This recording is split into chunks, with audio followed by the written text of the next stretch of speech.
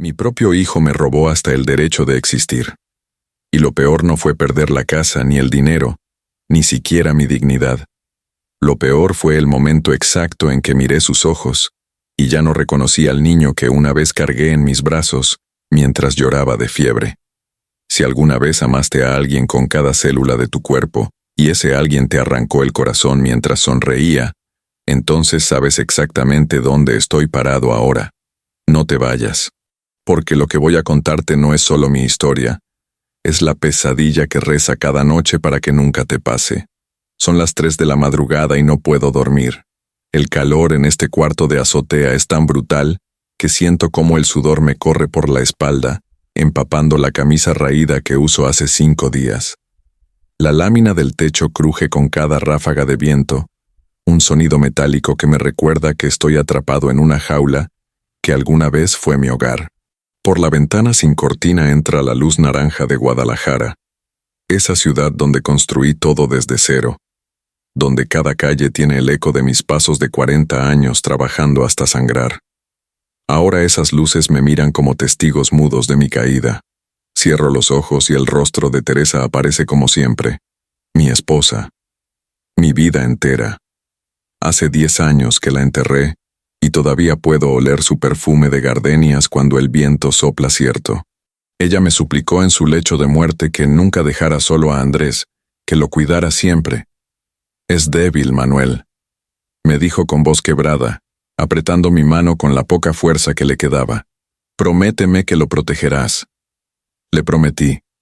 Cumplí mi promesa hasta el último aliento. Y mi premio fue esto. Un cuarto de 2 metros, donde ni siquiera cabe mi pasado. Abajo escucho risas. Andrés y Camila están viendo televisión en la sala, que pagué con 20 años de trabajo en la construcción. Puedo oler el pozole que ella cocinó, ese aroma que me hace crujir el estómago vacío porque a mí me dejaron media tortilla fría y frijoles de ayer en un plato de plástico. Como un perro. Así me tratan. Como un animal viejo que ya no sirve y solo estorba. Y lo más enfermizo es que mi hijo está ahí abajo, riendo, mientras su padre se muere de hambre 5 metros arriba. Mis manos tiemblan cuando las levanto frente a mis ojos. Estas manos levantaron paredes, cargaron bultos de cemento bajo el sol asesino del mediodía, trabajaron hasta sangrar para que ese niño tuviera zapatos nuevos y libros para la escuela.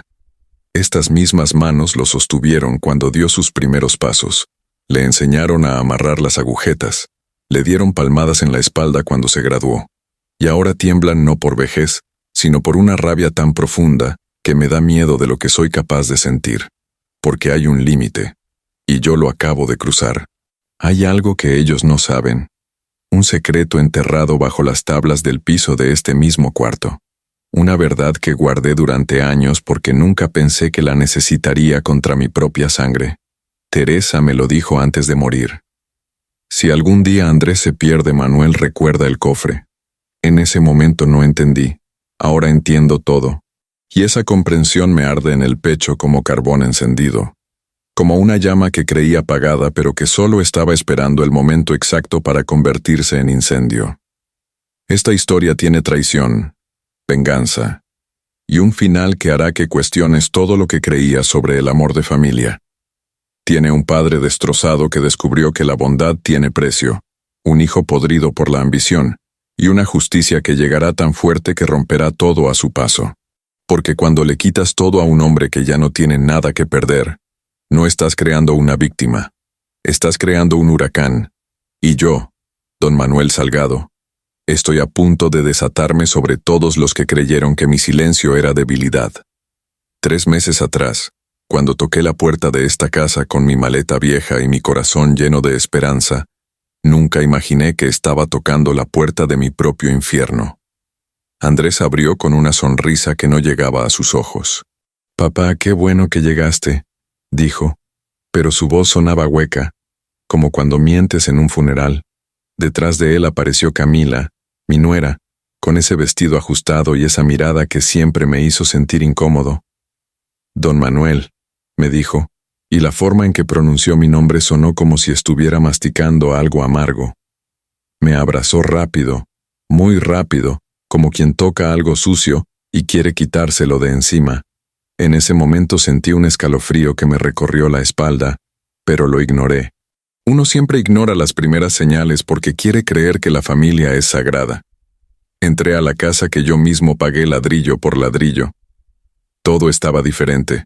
Los muebles que Teresa y yo escogimos juntos habían desaparecido, reemplazados por cosas modernas, frías, sin alma. En la pared donde colgaba nuestra foto de bodas ahora había un espejo gigante. Remodelamos, explicó Camila con orgullo, pasando su mano por el sofá de cuero blanco. Queríamos algo más contemporáneo. Andrés miraba al piso. Siempre miraba al piso cuando algo le daba vergüenza, igual que cuando era niño y rompía algo y no quería que yo lo viera. Esa mirada debió advertirme de todo lo que venía. Te preparamos un espacio especial, papá, dijo Andrés, y algo en su tono me puso la piel de gallina. Subimos las escaleras y luego otra escalera más angosta, metálica, que conducía a la azotea.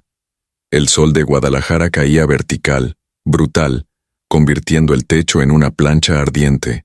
Aquí estarás tranquilo, dijo Camila abriendo una puerta de lámina que chirrió como animal herido. El cuarto olía a encierro, a abandono, a olvido. Había una cama con colchón manchado, una silla de plástico rota y nada más. Ni ventilador, ni cortina, ni dignidad. Es temporal, mintió Andrés evitando mi mirada. Hasta que arreglemos el cuarto de abajo. Esa noche no pude dormir. El calor era insoportable, pero más insoportable era el nudo en mi garganta. Me asomé por la ventana sin vidrio y vi las luces de la ciudad que alguna vez fue mía. Abajo, en la sala con aire acondicionado, Andrés y Camila veían una película, acurrucados en ese sofá que yo nunca podría tocar. Sus risas subían hasta mi jaula como burlas.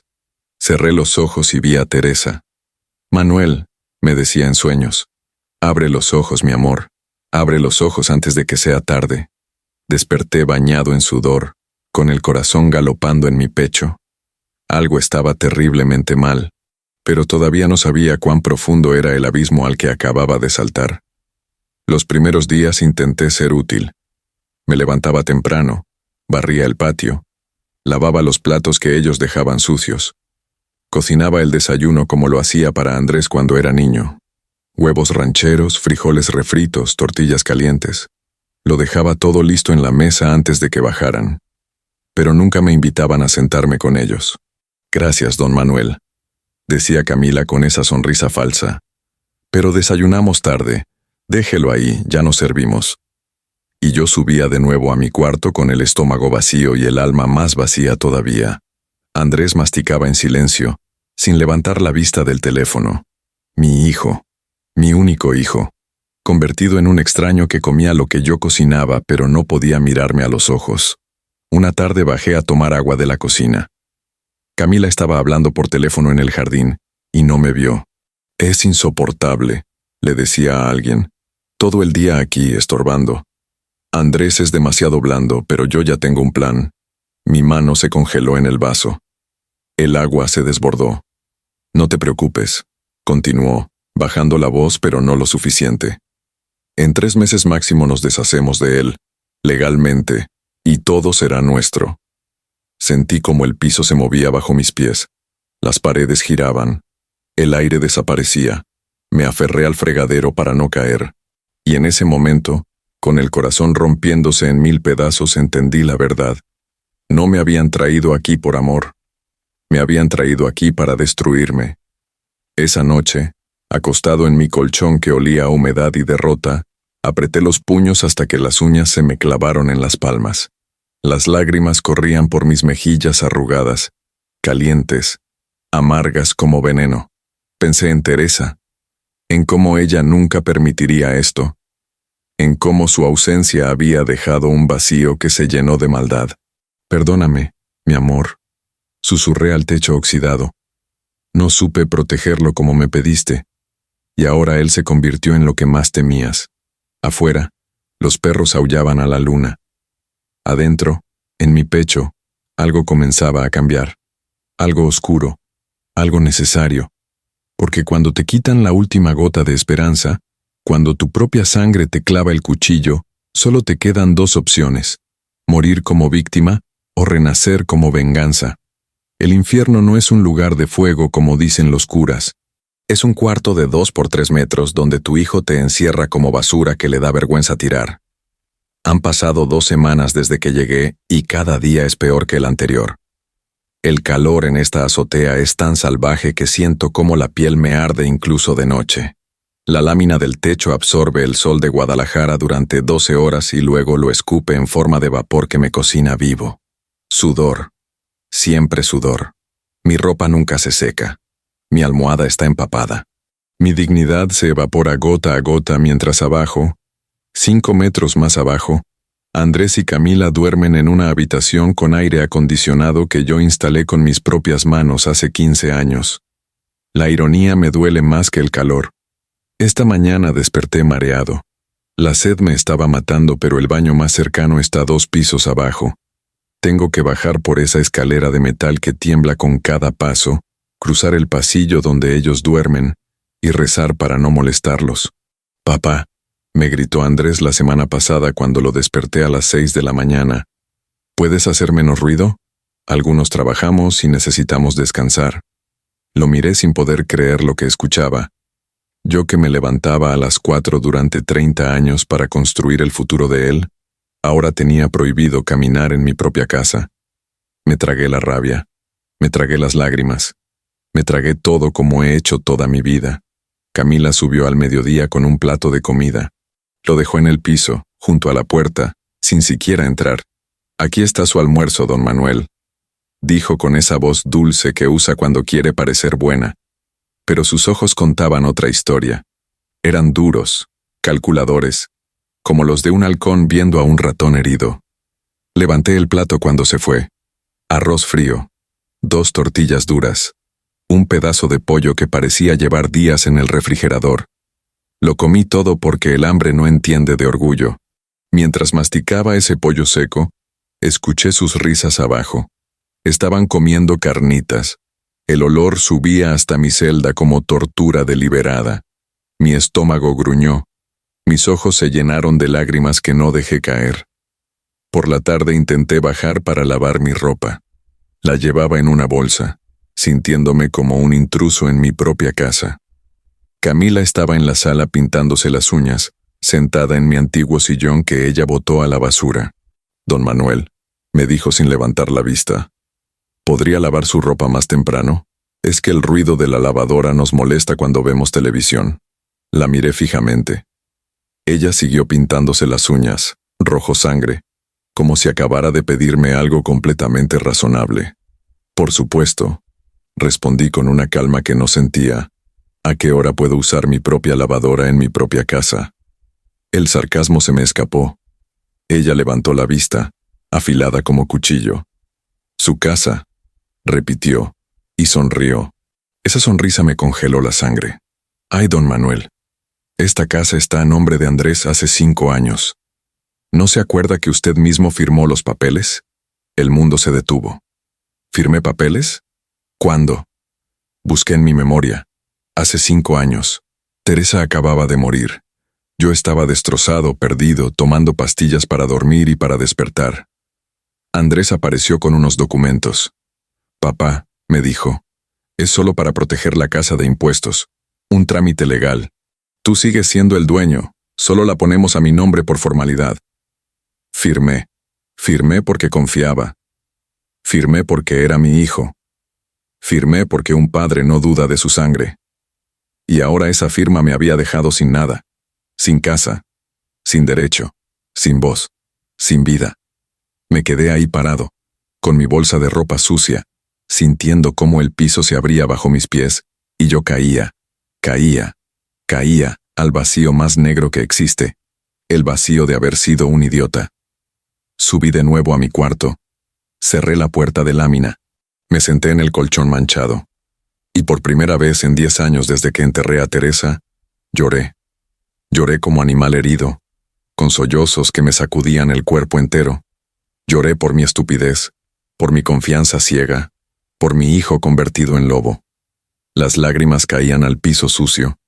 Ese piso que alguna vez puse yo mismo cuando construí esta casa ladrillo por ladrillo. Teresa, susurré al aire caliente que me asfixiaba. Tenías razón. Dijiste que Andrés era débil, pero no viste que la debilidad se pudre y se convierte en maldad. Afuera, el sol comenzaba a esconderse, tiñendo el cielo de naranja y púrpura. Colores hermosos sobre una ciudad que ya no me reconocía. Esa noche escuché voces abajo. Discusión. Andrés y Camila. Me arrastré hasta la ventana sin vidrio y pegué el oído. Ya te dije que es temporal, decía Andrés. Cuando consigamos lo del doctor, todo estará resuelto. ¿Y si no funciona? Respondía Camila ansiosa. Funcionará, aseguró él. El doctor Gutiérrez es de confianza. Con su firma lo declaramos incapaz, vendemos esta casa y nos mudamos a Zapopan como siempre quisimos, lejos del viejo, lejos de todo. Silencio. Luego la voz de Camila, más suave, más peligrosa. ¿Y el dinero de su pensión? Andrés rió. Ya está arreglado, se deposita en mi cuenta. Él ni siquiera lo sabe. Sentí como algo dentro de mí se rompía definitivamente. No era mi corazón. Eso ya estaba roto. Era algo más profundo. Era mi fe en la humanidad. Era mi capacidad de perdonar. Era el último pedazo de padre que me quedaba mirando a su hijo con amor. Eso murió, y lo que nació en su lugar fue algo frío, algo duro, algo dispuesto a hacer lo que fuera necesario para sobrevivir. Hay una clase especial de soledad que solo conocen los que comen solos mientras escuchan a su familia reír en el piso de abajo. Es domingo, día de familia, día sagrado. Teresa siempre hacía birria los domingos y todos nos sentábamos en esa mesa grande que yo construí con madera de pino. Andrés contaba chistes malos. Teresa reía. Yo los miraba y sentía que el mundo estaba completo. Hoy es domingo y el olor de la birria sube hasta mi cuarto como fantasma del pasado. Pero yo no estoy invitado. A las 2 de la tarde, Camila subió con mi plato. Ni siquiera tocó la puerta. La abrió de golpe. Dejó el plato en el piso como quien alimenta a un perro callejero, y se fue sin decir palabra. El plato tenía los huesos de la birria. La carne se la comieron ellos. A mí me dieron los huesos con un poco de caldo aguado. Me senté en mi colchón y comí despacio, chupando cada hueso, extrayendo hasta el último gramo de sabor, mientras las lágrimas caían en el caldo haciendo pequeñas olas. Las reglas cambian cada día, y siempre a favor de ellos. Esta semana Camila decidió que ya no puedo usar la cocina. Es que ensucia mucho, don Manuel. Me explicó con esa sonrisa que practica frente al espejo.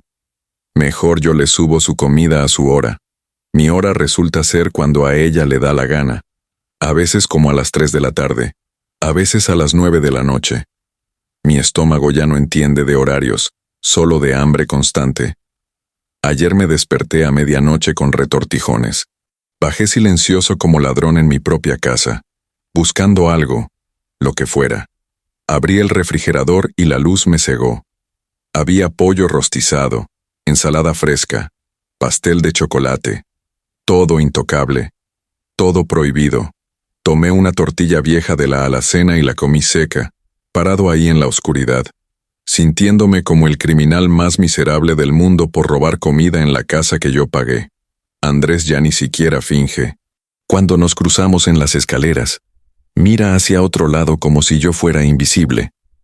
El hijo que cargué en mis hombros para que viera los desfiles. El niño que lloraba en mis brazos cuando tenía pesadillas. El joven que me abrazó llorando el día que lo aceptaron en la universidad. Ese Andrés murió.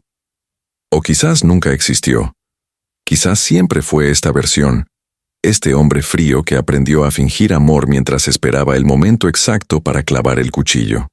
Ayer lo detuve en el pasillo. «Hijo», le dije y mi voz se quebró sin que pudiera evitarlo. «¿Hice algo malo? ¿Hay algo que pueda hacer diferente?» Me miró con ojos vacíos. «Papá», respondió con cansancio. Solo trata de no estorbar, ¿sí?» Y se fue. Así. Como si acabara de pedirme que cerrara una puerta. Como si acabara de arrancarme el corazón con unas pinzas y ni siquiera se diera cuenta. Camila ha empezado a llamarme el viejito. Lo dice delante de las visitas, delante de la señora que viene a limpiar, delante de cualquiera. Ay, el viejito se confunde mucho. Dice riendo cuando olvido algo. El viejito ya no puede subir escaleras sin cansarse. Comenta cuando me ve respirar agitado después de cargar mi cubeta de agua 2 pisos arriba.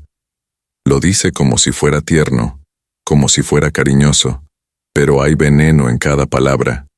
Hay intención. Está construyendo una narrativa. El viejo senil, el viejo inútil, el viejo que necesita que lo cuiden porque ya no puede valerse por sí mismo. Lo entiendo. Lo veo claro como el agua. Está preparando el terreno para lo que viene, para el doctor, para los papeles, para borrarme de la existencia legal mientras todavía respiro. Esta tarde encontré mi ropa tirada en el patio. Toda mi ropa. La que lavé ayer y dejé secando en un rincón de la azotea, donde creí que no molestaba. Estaba en el piso, pisoteada, sucia de nuevo. Se cayó con el viento, explicó Camila cuando bajé a reclamar, sin levantar la vista de su celular. No había viento. Guadalajara estaba quieta como pintura. Recogí cada prenda sintiendo cómo la rabia me quemaba la garganta. La lavé de nuevo, la sequé de nuevo, subí de nuevo a mi celda de lámina, y me senté en mi colchón mirando esa ropa colgada en un alambre, pensando en cómo la humillación tiene 1000 caras, y todas me están mirando directamente. Por la noche, cuando todos duermen, bajo a caminar por la casa que construí. Paso mi mano por las paredes que levanté. Miro las ventanas que instalé. Recuerdo cada clavo, cada gota de sudor, cada sacrificio. Esta casa es mi sangre convertida en concreto, y ahora vivo en ella como intruso, como sombra, como fantasma de lo que alguna vez fui. Me detengo frente a la foto de Teresa que encontré botada en un cajón de la cocina.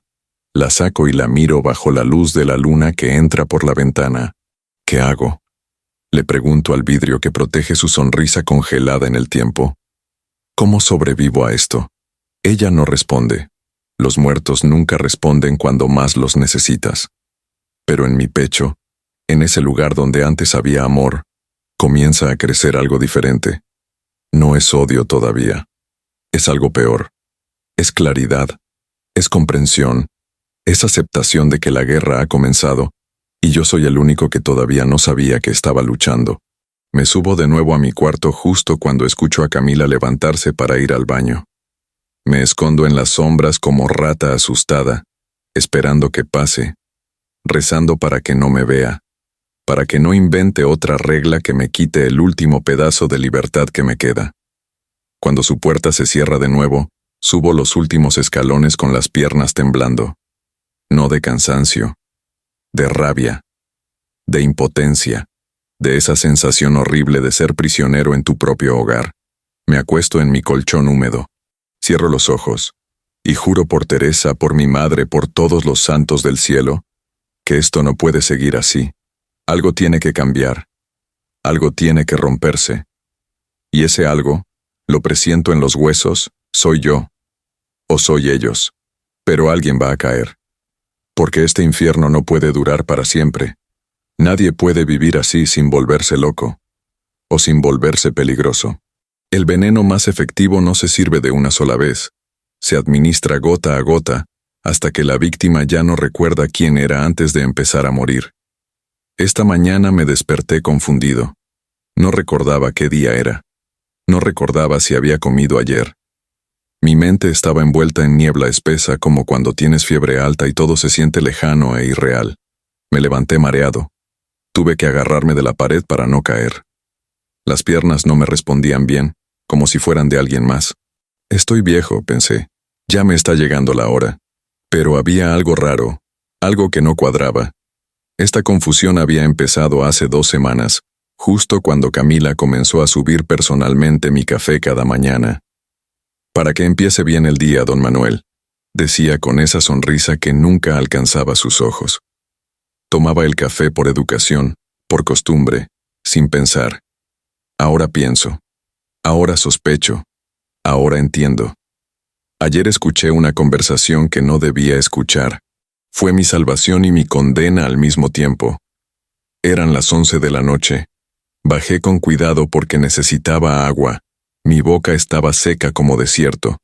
Me detuve en las escaleras cuando escuché voces en la habitación de ellos. La puerta estaba apenas entreabierta. ¿Ya hablaste con el doctor Gutiérrez?, preguntaba Camila con ansiedad. Mañana viene, respondió Andrés, y había culpa en su voz. Esa culpa de quien sabe que está cruzando una línea de la que no hay regreso. Perfecto, dijo ella, y escuché cómo se movía en la cama, cómo sus sábanas susurraban secretos. Con las gotas que le estoy poniendo en el café, para mañana va a estar perfecto. Confundido, desorientado, senil. Risa. Ella rió. Mi nuera rió ante la idea de drogarme como se droga a un animal antes del matadero. Mi corazón dejó de latir por un segundo completo. Luego explotó en mi pecho como tambor de guerra. Las gotas. El café. Mi confusión no era vejez. Era química. Era premeditación. Era un plan ejecutado con la precisión de un cirujano y la frialdad de un asesino. Me agarré del barandal con tanta fuerza que los nudillos se me pusieron blancos. Respiré hondo, tratando de no hacer ruido, tratando de no gritar, tratando de no bajar esas escaleras y hacer algo de lo que me arrepentiría para siempre. ¿Y si se da cuenta?, preguntó Andrés, y en su voz había miedo, pero no del tipo correcto, no el miedo de quien está haciendo algo inmoral, sino el miedo de quien teme ser descubierto. No se va a dar cuenta, aseguró Camila. Estos viejos no se dan cuenta de nada. Ya está tan débil que lo que sea que diga nadie le va a creer. Subí de regreso a mi cuarto sintiendo cómo cada escalón era una montaña. Cerré la puerta con cuidado. Me senté en mi colchón. Y por primera vez en mi vida sentí miedo real. No el miedo a morir. Eso me habría parecido hasta un alivio. El miedo a desaparecer sin pelear, a ser borrado de la existencia mientras mi mente se disolvía en química y mentiras. El miedo a que Andrés, mi hijo, mi sangre, el niño que salió de las entrañas de Teresa, estuviera participando activamente en mi destrucción. Metí la mano bajo el colchón y saqué el rosario de mi esposa. Lo apreté hasta que las cuentas se me clavaron en la palma. Teresa, susurré en la oscuridad, ayúdame. Porque si no me ayudas ahora, mañana tu hijo va a firmar mi sentencia de muerte en vida. Al día siguiente fingí tomar el café. Camila lo trajo como siempre, sonriendo como siempre, preguntando como siempre. ¿Cómo amaneció hoy, don Manuel? Confundido, le dije. Y no era mentira porque ahora mi confusión era real, pero por razones diferentes. No recuerdo bien qué día es. Sus ojos brillaron con satisfacción apenas disimulada. Ay, don Manuel, no se preocupe. Es normal a su edad. Ya ve que mi abuelita también se confundía mucho antes de... Bueno, ya sabe. Se fue dejando el café humeante. Esperé a que sus pasos se perdieran escaleras abajo. Tomé el café y lo vacié por la ventana. Lo vi caer 2 pisos hasta el patio manchando el concreto de café con leche. Café con veneno. Café con traición.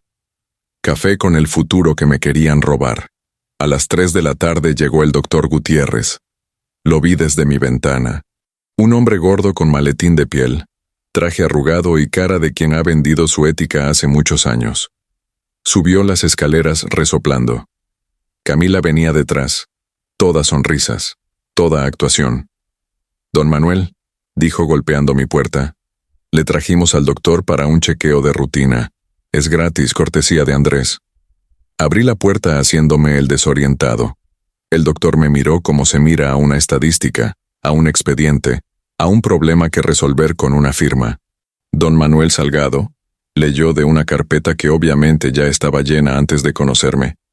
78 años, viudo, confusión mental reciente, olvidos frecuentes. 78. Tengo 68. Pero eso no lo corrigió nadie porque la verdad ya no importaba en este teatro del absurdo. Me hizo preguntas básicas que respondí mal a propósito. ¿Qué día es hoy? Martes, dije, cuando era viernes. Camila y Andrés intercambiaron miradas. ¿En qué año estamos? 1998, respondí mirando al vacío. El doctor escribía y escribía en su carpeta mágica, donde mi destino se sellaba con cada palabra. ¿Recuerda qué desayunó? No desayuné nada, pero dije, huevos con chorizo. Cuando ellos sabían que no había bajado a la cocina en días, más miradas, más escritura, más complicidad. Don Manuel, dijo el doctor con esa voz profesional que usan los que cobran por mentir. Creo que usted necesita ayuda, ayuda legal, ayuda para manejar sus asuntos porque su mente ya no está capacitada. Firmas, sellos, papeles. Mi vida convertida en trámite burocrático en menos de 20 minutos. Cuando se fueron, cuando escuché la puerta cerrarse y el carro del doctor alejarse, me quedé sentado en mi silla de plástico roto mirando la pared de lámina. No lloré. Ya no tenía lágrimas. Lo que sentía era más profundo que tristeza, más oscuro que desesperación. Era rabia pura, destilada, concentrada hasta convertirse en algo sólido que podía sostener en mis manos como arma. Andrés acababa de firmar los papeles. Lo supe sin verlo. Lo sentí en el aire. Mi hijo acababa de declararme legalmente muerto en vida. Y ahora oficialmente yo no existía. No podía tomar decisiones. No podía manejar dinero. No podía defenderme. Era un fantasma con pulso, un mueble que respira, un estorbo que muy pronto iban a tirar. Pero había algo que ellos no sabían, algo que yo había guardado durante años esperando nunca tener que usarlo. Y esa noche, cuando todos dormían, iba a encontrarlo. Porque si me iban a matar, al menos iba a morir peleando. Y si Teresa me estaba viendo desde donde quiera que estén los muertos, iba a estar orgullosa de que su Manuel todavía tenía un poco de fuego en las cenizas. Hay documentos que se firman con tinta, pero que en realidad están escritos con la sangre de quien los sufre. 3 días después de la visita del doctor Gutiérrez, Andrés subió a mi cuarto con una carpeta manila. No había subido en semanas. Verlo ahí, en el marco de mi puerta de lámina, me llenó de una mezcla extraña de esperanza y terror. «Papá», dijo, y había algo raro en su voz, algo que no podía identificar si era culpa o triunfo. «Necesito que firmes estos papeles». Los puso sobre mi colchón como quien deposita basura. Eran muchos, demasiados. Letras pequeñas que bailaban frente a mis ojos cansados. «¿Qué son?», pregunté, aunque ya lo sabía, aunque mi estómago ya se estaba retorciendo con la respuesta. «Son para tu protección», mintió sin parpadear, «para que todo esté en orden legal. El doctor dice que necesitas un tutor, alguien que maneje tus cosas porque tú ya no puedes». Tomé los papeles con manos que temblaban de rabia contenida. Leí despacio, muy despacio, aunque cada palabra era un clavo en mi ataúd. Declaración de incapacidad mental, transferencia de poder legal, revocación de testamento anterior, cesión de bienes y pensión. Mi vida entera resumida en 20 páginas de jerga legal que básicamente decían: Don Manuel Salgado ya no existe como persona. «No voy a firmar esto», dije con voz firme, más firme de lo que había sonado en meses. Andrés suspiró como si estuviera tratando con un niño necio. «Papá, no es opcional. El doctor ya te declaró incompetente. Esto es solo formalidad. Si no firmas voluntariamente, un juez lo ordenará de todas formas. Y créeme, es mejor así. Menos traumático para todos.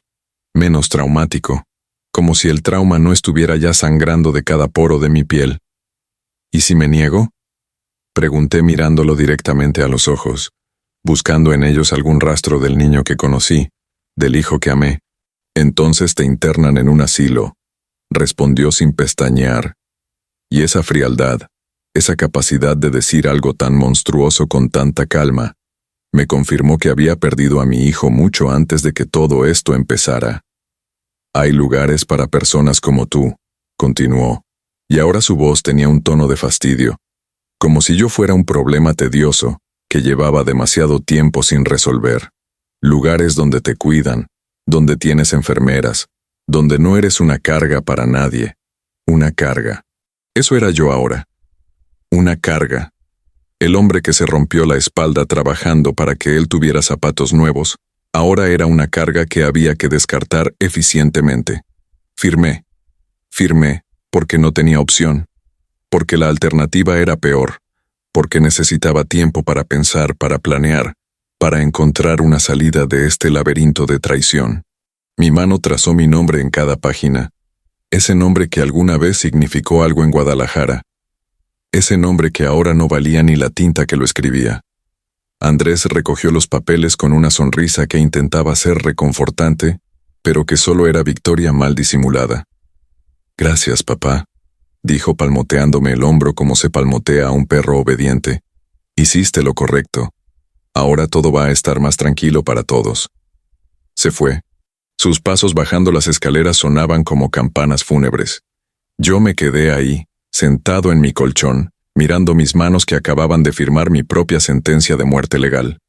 Y algo dentro de mí, algo que había estado dormido durante meses de humillación, comenzó finalmente a despertar. Esa tarde Camila subió con una celebración mal disimulada en los ojos. «Don Manuel», dijo con esa dulzura venenosa que ya me revolvía el estómago. «Qué bueno que firmó. Ahora Andrés puede manejar todo sin preocupaciones. Su pensión, sus ahorros, todo va a estar bien administrado». Se acercó más, tanto que pude oler su perfume caro, ese perfume que mi dinero había comprado. «Y no se preocupe por la casa», agregó, y ahora su sonrisa era pura maldad. «Ya encontramos compradores, una pareja joven que la va a remodelar completamente.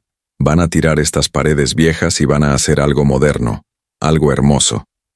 La casa que construí con mis manos iba a ser demolida. Cada ladrillo que puse, cada ventana que instalé, cada rincón donde Teresa y yo amamos y lloramos y vivimos, iba a desaparecer como si nunca hubiera existido. Como yo. ¿Y yo?», pregunté con voz apenas audible.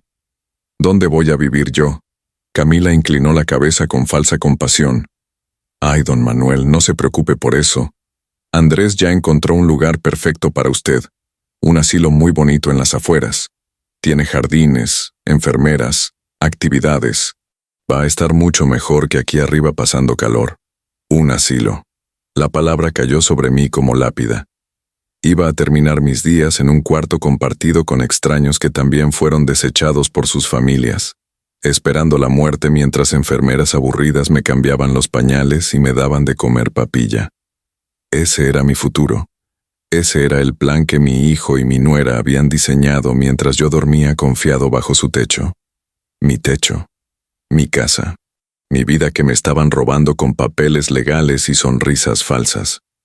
Cuando se fue, cuando finalmente estuve solo, saqué el rosario de Teresa de debajo del colchón. Lo apreté tan fuerte que las cuentas se me clavaron en las palmas dejando marcas rojas. «Teresa», susurré con voz quebrada, «me dijiste que buscara el cofre, me dijiste que ahí estaba mi justicia, pero no sé si tengo fuerzas, no sé si puedo seguir peleando». El viento sopló por la ventana sin vidrio trayendo el olor de las gardenias del jardín que ella plantó hace 20 años. Y en ese momento, con ese olor que era pura memoria, escuché su voz. No sé si fue real o si fue mi mente desesperada creando consuelo, pero la escuché clara como cristal. «Manuel, mi amor, levántate. Busca el cofre. Es hora. Es tu momento. No por ti, por mí, por nosotros, por todo lo que construimos. No dejes que ganen. No después de todo lo que luchamos». Y algo en mi pecho, algo que había estado muriendo célula por célula, comenzó a latir de nuevo. Esa noche, cuando las luces de la casa se apagaron y los ronquidos de Andrés subían desde el piso de abajo, me arrastré hasta el rincón de mi cuarto. Ahí, bajo las tablas flojas del piso que yo mismo había puesto mal a propósito hace años, estaba escondido lo que Teresa llamaba nuestra póliza de seguro. Levanté las tablas con cuidado. Mis dedos tocaron metal frío. El cofre. Lo saqué cubierto de polvo y telarañas, pesado con el peso de los secretos que guardaba. Lo abrí con la llave que llevaba colgada al cuello desde el día que Teresa murió. Esa llave que Andrés nunca notó porque dejó de mirarme hace tanto tiempo que ya ni siquiera veía lo que colgaba de mi cuello. Adentro estaba todo. El testamento real, los recibos de las transferencias bancarias que Andrés falsificó, las escrituras originales de la casa, las cartas donde él me pedía dinero prometiendo devolverlo y nunca lo hizo. Todo, cada pedazo de evidencia de su traición guardado cuidadosamente durante años porque Teresa, mi sabia Teresa, siempre supo que algún día podríamos necesitarlo. Espero que nunca tengamos que usar esto, me había dicho poniéndolo en mis manos el día antes de morir. Pero si algún día Andrés se pierde en la oscuridad, esto lo traerá de vuelta a la luz, o lo hundirá completamente, y esa será su elección, no la tuya. Apreté los documentos contra mi pecho, cerré los ojos, y por primera vez en 3 meses, sonreí, porque la guerra acababa de comenzar, y ellos no tenían idea de que el viejo senil que creían haber destruido acababa de encontrar sus armas. Los muertos hablan más claro que los vivos cuando el silencio se vuelve insoportable. Esa madrugada la fiebre me golpeó como martillo. Desperté empapado en sudor, temblando aunque el calor de la azotea era brutal. Las paredes giraban. El techo de lámina parecía respirar. Mi corazón latía tan rápido que pensé que finalmente había llegado mi hora. Teresa, gemí en la oscuridad. Si me vas a llevar contigo, hazlo ya. No puedo más. Cerré los ojos esperando el final, esperando la paz, esperando el alivio de no tener que despertar una mañana más en este infierno. Pero lo que llegó no fue la muerte. Fue su voz, clara, firme, real como el aire que respiraba. Manuel, me llamó desde algún lugar entre el sueño y la vigilia. Levántate. Todavía no es tu tiempo. Tienes trabajo que hacer. Abrí los ojos. Y ahí estaba ella, parada junto a mi colchón, vestida con ese vestido blanco que usó el día de nuestra boda, con su pelo negro recogido como le gustaba, sonriendo con esa sonrisa que durante 30 años fue mi razón para despertar cada mañana. No eres real, susurré con voz quebrada. Eres la fiebre. Eres mi mente rompiéndose porque ya no aguanto más. Ella se arrodilló junto a mí. No podía tocarla, pero podía sentir su presencia, como se siente el calor del sol en la piel. ¿Importa si soy real o no?, preguntó inclinando la cabeza. ¿Importa si soy tu fiebre o tu fe o un milagro? Lo que importa es que estoy aquí para recordarte quién eres. Don Manuel Salgado. El hombre que construyó una casa con sus manos. El padre que trabajó hasta sangrar para que su hijo tuviera futuro. El marido que me amó con cada célula de su cuerpo hasta el último segundo de mi vida. Ese hombre no se rinde.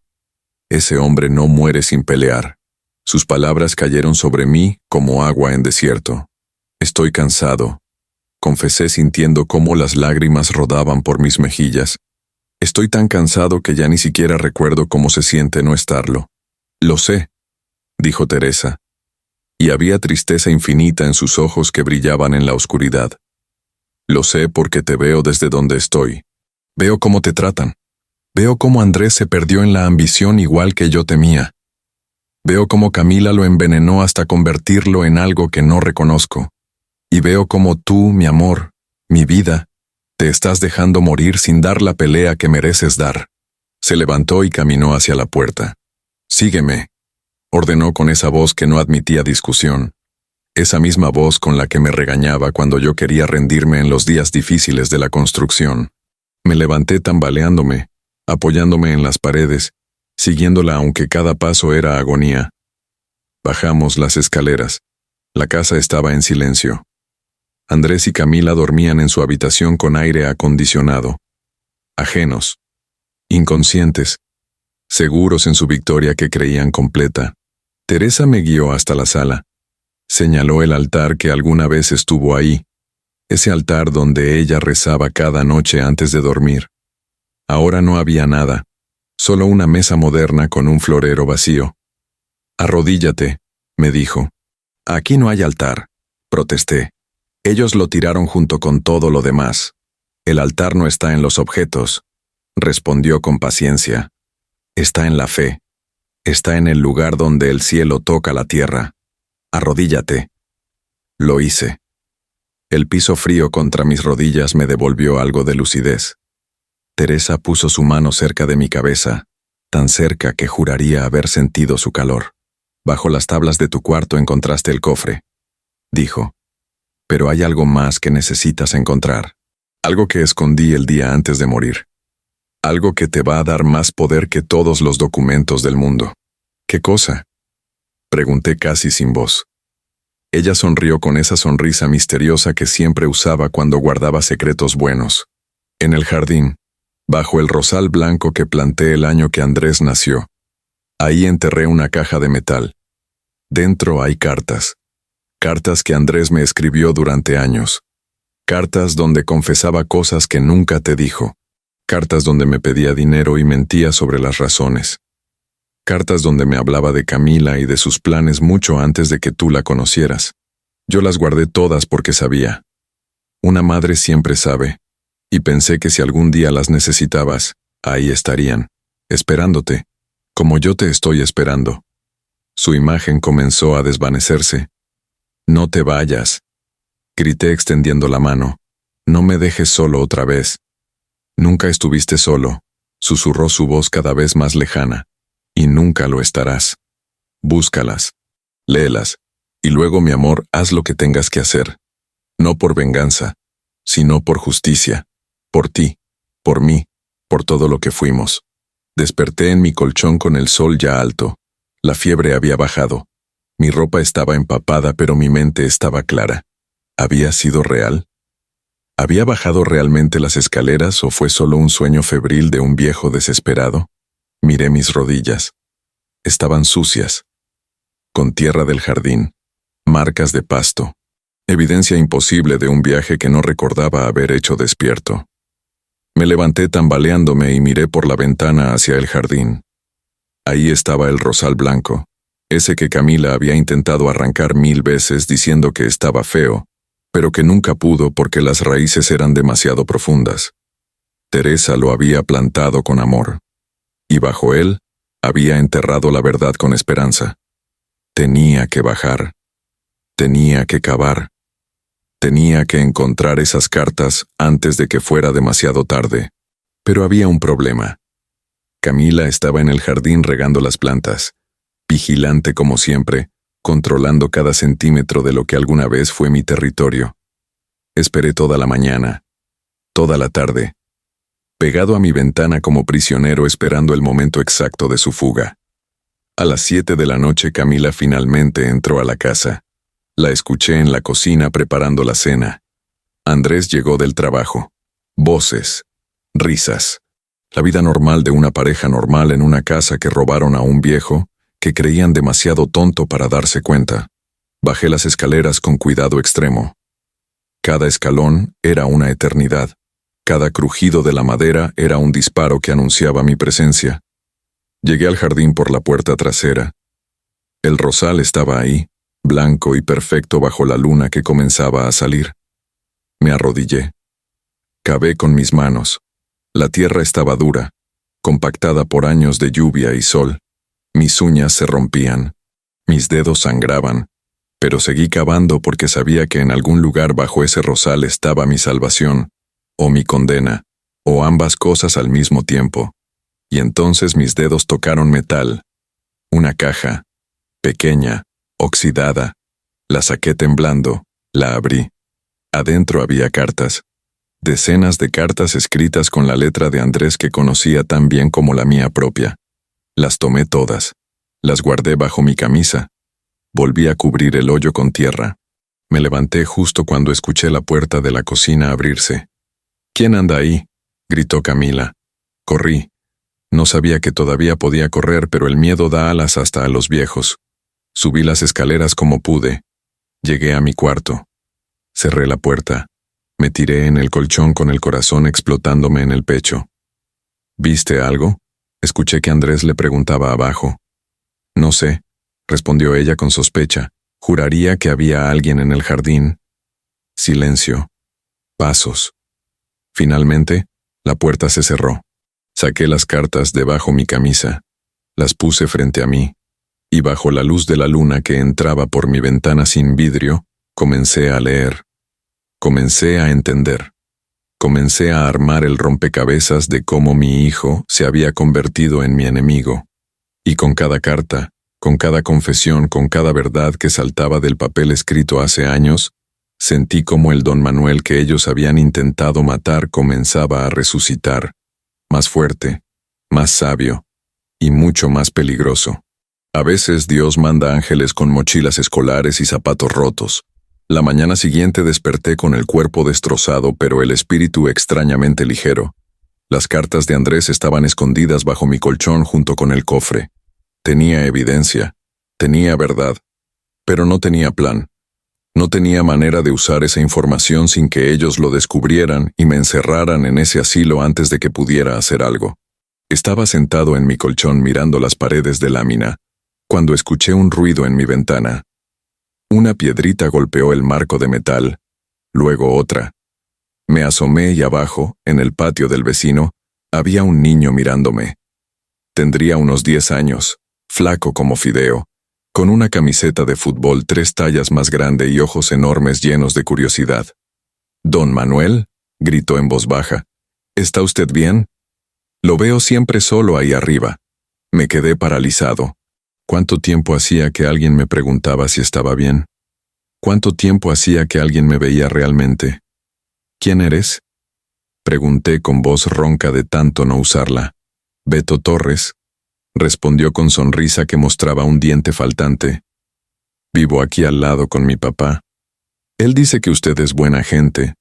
Dice que usted le ayudó cuando nosotros llegamos hace años y no teníamos nada». Lo recordé vagamente. Una familia nueva en el vecindario. El padre desempleado. Les había dado trabajo en una remodelación que estaba haciendo. Nada del otro mundo. Solo un hombre ayudando a otro. «¿Tu papá se acuerda de mí?», pregunté sintiendo cómo algo se aflojaba en mi pecho.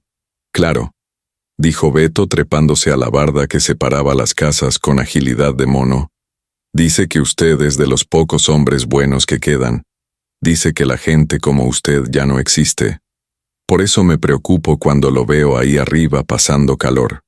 ¿Por qué no baja? ¿Por qué siempre está solo?». Las palabras se me atoraron en la garganta. ¿Cómo le explicas a un niño que tu propia familia te tiene prisionero? ¿Cómo le dices que estás viviendo en una jaula construida con traición y documentos legales? Es complicado. Fue todo lo que pude decir. Beto inclinó la cabeza como los perros cuando escuchan algo raro. Mi papá dice que cuando algo es complicado, es porque alguien está haciendo algo malo y no quiere que se sepa. Soltó con esa honestidad brutal que solo tienen los niños. Se quedó callado un momento y luego agregó: «¿Su hijo lo está tratando mal, don Manuel?». La pregunta me golpeó como puñetazo. Este niño de 10 años con zapatos rotos había visto en segundos lo que yo había tardado meses en aceptar. «Sí», confesé, y decirlo en voz alta por primera vez fue como quitarme una piedra del pecho. «Sí, mi hijo me está tratando muy mal». Beto asintió como si hubiera confirmado algo que ya sabía. «Entonces hay que hacer algo», declaró con la simplicidad con la que los niños ven el mundo. «Mi papá puede ayudar. Él sabe de leyes. Antes era abogado». Esa tarde, cuando Andrés y Camila salieron, Beto apareció en mi puerta acompañado de su padre. Don Joaquín Torres era un hombre de unos 50 años, delgado, con ojos cansados pero amables. Don Manuel me saludó con respeto que no había visto en meses. «Beto me contó que usted necesita ayuda. Y yo tengo una deuda con usted que nunca he podido pagar». Le conté todo. No omití nada. La humillación. El cuarto en la azotea. La comida en el piso. Las gotas en el café. El doctor corrupto. Los papeles firmados bajo amenaza. Las cartas de Teresa. Todo salió como confesión que había estado guardada demasiado tiempo. Don Joaquín escuchaba en silencio, pero vi cómo su mandíbula se apretaba más y más con cada detalle. Cuando terminé, se quedó callado un momento. Luego dijo algo que me cambió todo. «Don Manuel, lo que le están haciendo se llama abuso de adulto mayor. Es un delito federal, y con la evidencia que usted tiene, podemos hundirlos.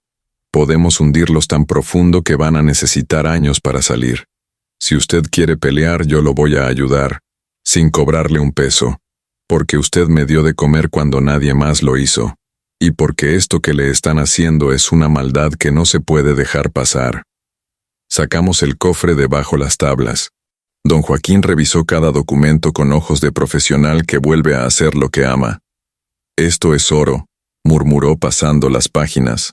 Esto es evidencia sólida de fraude, falsificación de documentos, abuso económico y manipulación de adulto mayor. Con esto no solo recupera su casa, con esto los manda a la cárcel. Mi corazón latía tan fuerte que podía escucharlo en mis oídos. ¿De verdad? Pregunté sin poder creerlo. ¿De verdad hay justicia para gente como yo? Don Joaquín me miró directo a los ojos. Don Manuel, la justicia es lenta y a veces injusta, pero cuando tienes evidencia como esta, cuando tienes la verdad de tu lado, la justicia llega. Quizás tarde, quizás cueste, pero llega. Beto, que había estado callado todo el tiempo, se acercó y me dio un abrazo. Un abrazo de esos que no piden permiso, de esos que no esperan nada a cambio. Va a estar bien, don Manuel, susurró contra mi camisa vieja. Mi papá es el mejor. Él lo va a ayudar. Esa noche armamos el plan. Don Joaquín se llevaría copias de todos los documentos. Contactaría a un fiscal que conocía, alguien de confianza. Presentaríamos una denuncia formal, pero había que esperar el momento exacto. No podemos actuar todavía, explicó don Joaquín. Necesitamos más evidencia. Necesitamos grabarlos. Necesitamos que se confíen tanto, que cometan un error que no puedan negar. Me enseñó cómo usar un celular viejo que Beto tenía, cómo grabar conversaciones, cómo documentar todo. A partir de ahora no me instruyó. Usted es un detective en su propia casa. Cada abuso, cada insulto, cada amenaza, lo graba. Porque cuando llegue el momento, vamos a mostrarle al mundo exactamente quiénes son ellos. Me sentí renacer. Tenía aliados, tenía plan, tenía esperanza.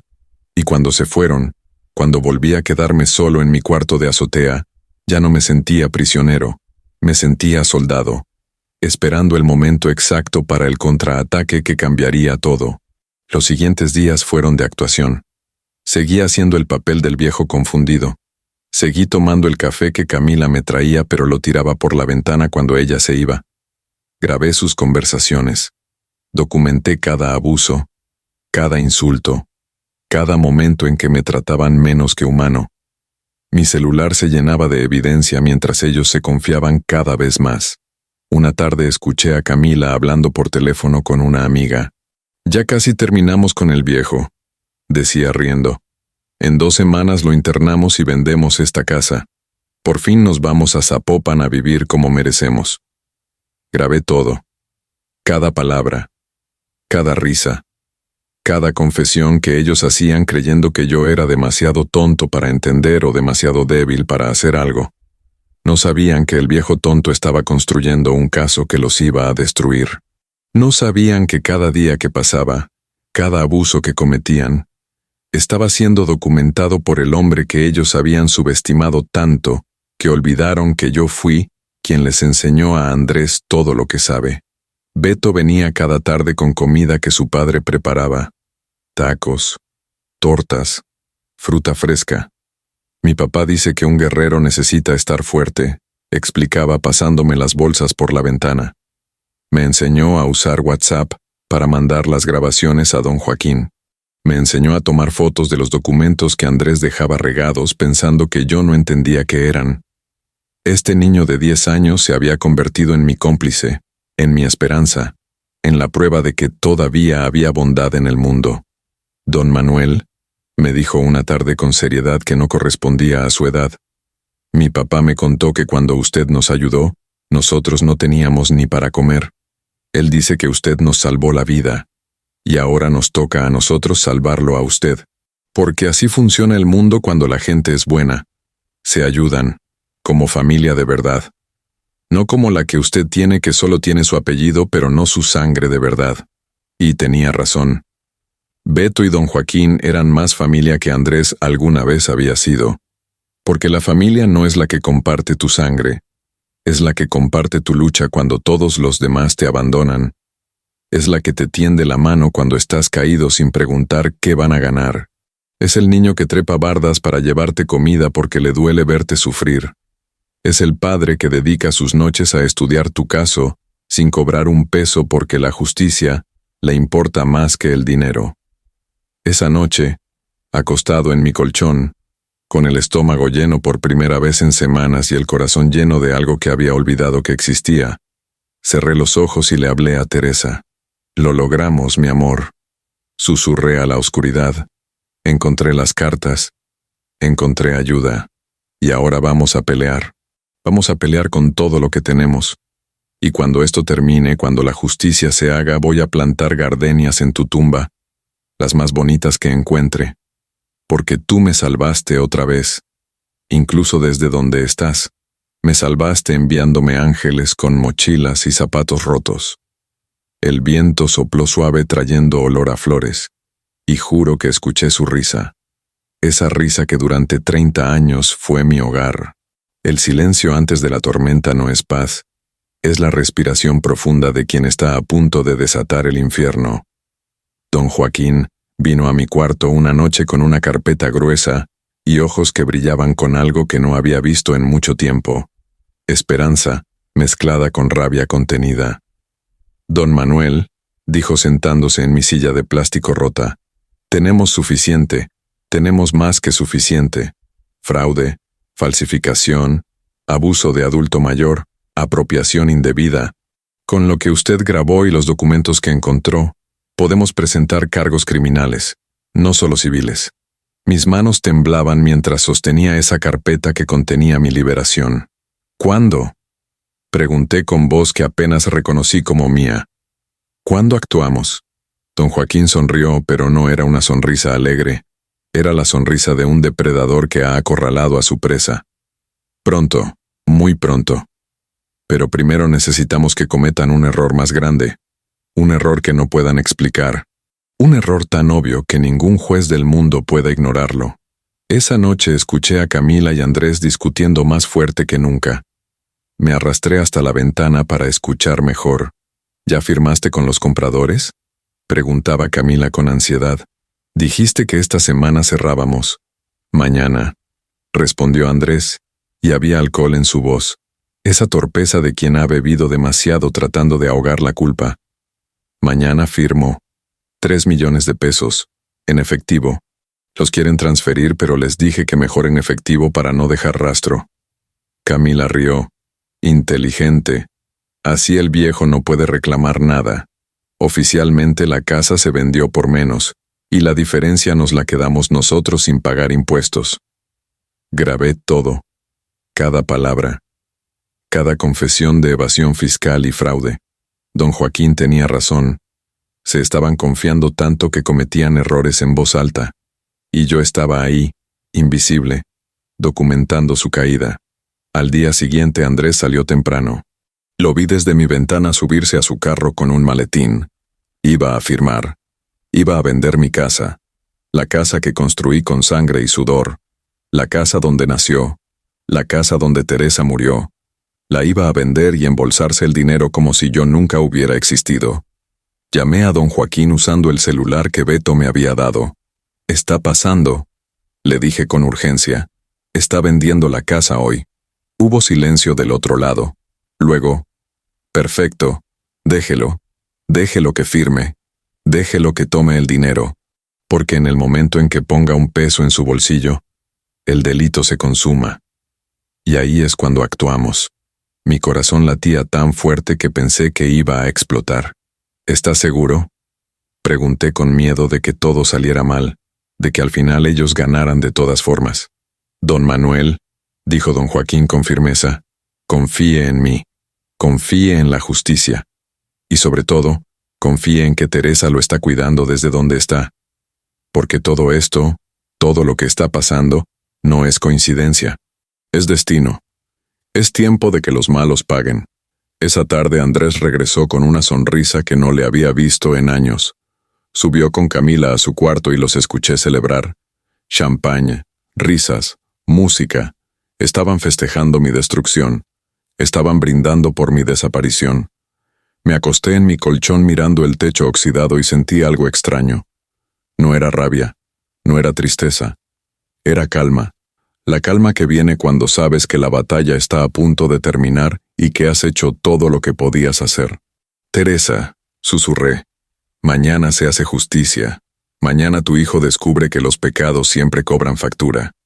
Y mañana yo descubro si todavía existe dignidad en este mundo o si me muero intentando recuperarla.